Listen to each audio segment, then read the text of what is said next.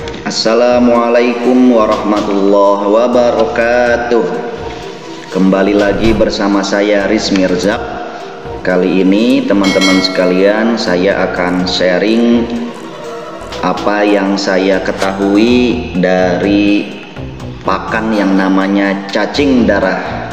Ya, terutama yang saya bagikan kali ini titik beratnya adalah mudah memanen cacing darah, teman-teman ya. Baik, sebelum saya membagikan cara memanen cacing darah dengan mudah, kita akan bahas dulu apa sih sebenarnya cacing darah itu, teman-teman. Ya, menurut beberapa sumber, cacing darah adalah larva Chironomus sp ya. Chironomus sp itu merupakan sejenis nyamuk, teman-teman ya. Jadi ternyata cacing darah itu adalah bentuk larva yang berwarna merah dari serangga sejenis nyamuk yang nama latinnya adalah Chironomus sp ya. Jadi awalnya saya mengira cacing darah ini termasuk jenis-jenis cacing air seperti cacing sutra atau tubivac worm ya. Tapi ternyata cacing darah ini lebih berkerabat dekat ke nyamuk, teman-teman ya. Hanya bedanya bentuk dewasa dari cacing darah ini atau bentuk serangga dari cacing darah ini tidaklah menghisap darah seperti nyamuk. Jadi intinya cacing darah lebih mirip dengan jentik nyamuk, teman-teman ya, bukan lebih mirip cacing sutra. Hanya saja memang penamaannya cacing darah ya. Memang cacing darah ini adalah cacing yang biasa digunakan sebagai pakan ikan. Di pasaran, cacing darah ini biasa diperjualbelikan dalam bentuk hidup atau pakan hidup, pakan alami. Ada juga bentuk yang dikeringkan dan juga cacing beku.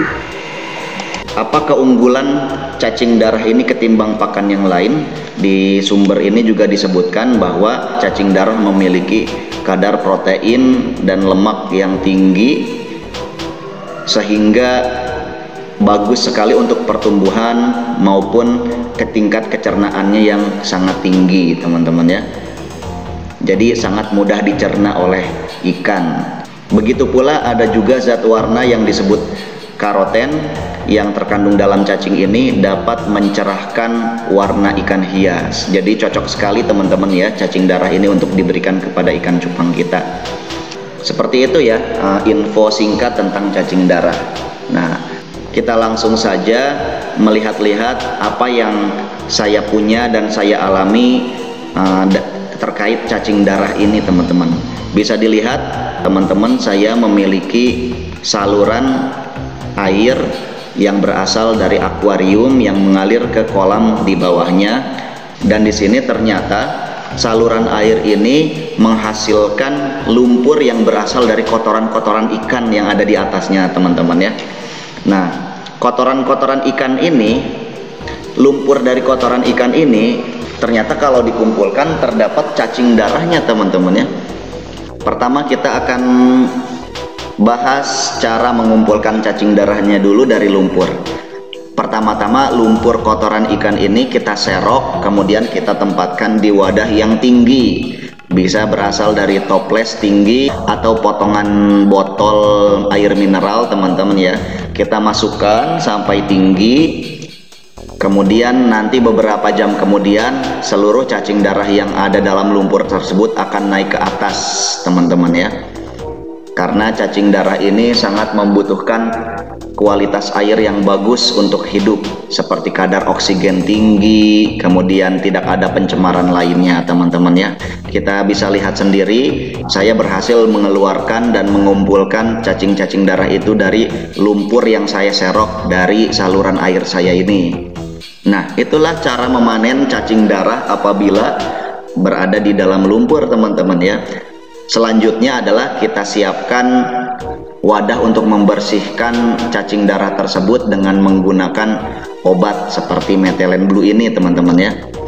Kita siapkan sedikit air, kemudian teteskan beberapa methylene blue, kemudian kita masukkan saja cacing darah yang kita serok ke dalam wadah tersebut, kemudian kita diamkan selama beberapa lama teman-teman ya, sampai siap untuk diberikan kepada ikan. Karena khawatirnya jika kita langsung memberikan, masih ada parasit dan bakteri yang akan mengkontaminasi ikan teman-teman ya. Jadi memang sangat dianjurkan untuk merendam terlebih dahulu di antibiotik ya, seperti itu.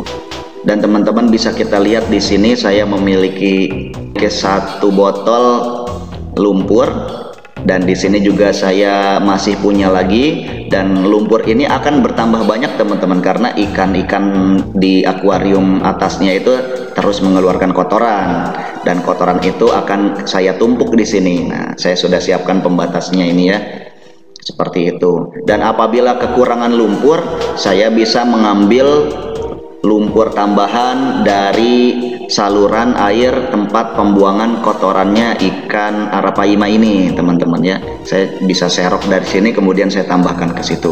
Nanti suatu saat ketika saya ingin memanen, saya tinggal memasukkan lumpur-lumpur ini ke botol tersebut. Seperti itu teman-teman ya.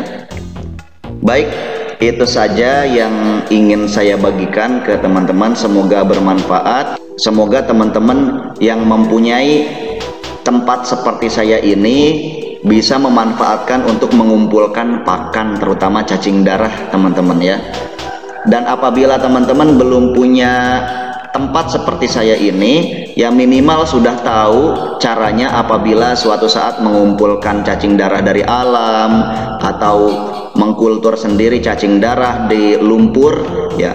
Bagaimana cara memisahkannya dari lumpur? Ya dengan cara yang saya lakukan ini. Cara ini sudah biasa dipakai pada cacing sutra, yaitu dengan menumpuk lumpurnya sehingga seluruh cacingnya ke atas, langsung dipanen teman-teman ya.